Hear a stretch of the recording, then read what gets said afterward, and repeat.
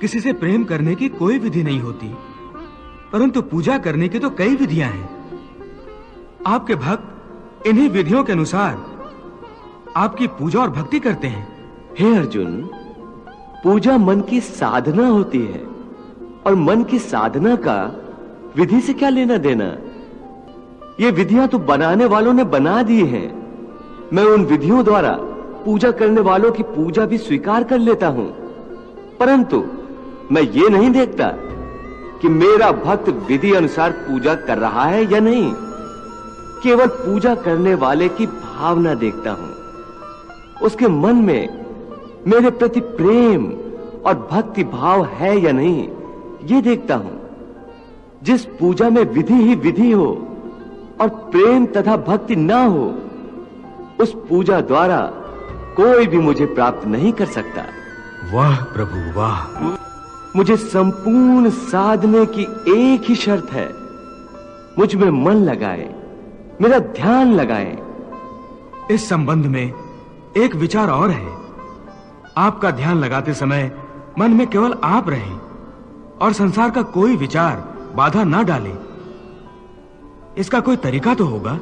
हाँ, एक आसान तरीका तो है, परंतु वो कोई विधि नहीं है, बल्कि एक गुर है, एक योगिक कला है, जिससे ध्यान लगाने में बड़ी सहायता होती है। वो आसान तरीका, वो योगिक कला क्या है मधुसूदन? सुनो अर्जुन, संसार के झमेलों से बचने के लिए मनुष्य एकांत में बैठकर मन को प्रभु के ध्यान में लगाए, क्योंकि एकांत में मनुष्य अपने भीतर झांक सकता है। परंतु ध्यान लगाने के लिए अपने अंतर में झांकने की क्या आवश्यकता है? हे अर्जुन, तुम भूल रहे हो कि परमात्मा का अंश अर्थात आत्मा मनुष्य के भीतर ही वास करती है।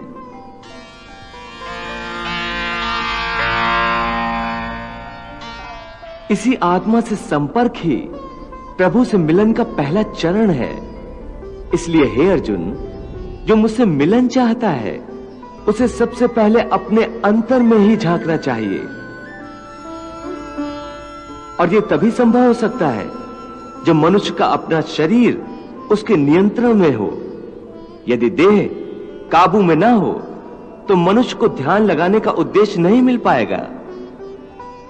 हे योगेश्वर, ध्यान लगाने का अंतिम उद्देश्य क्या है?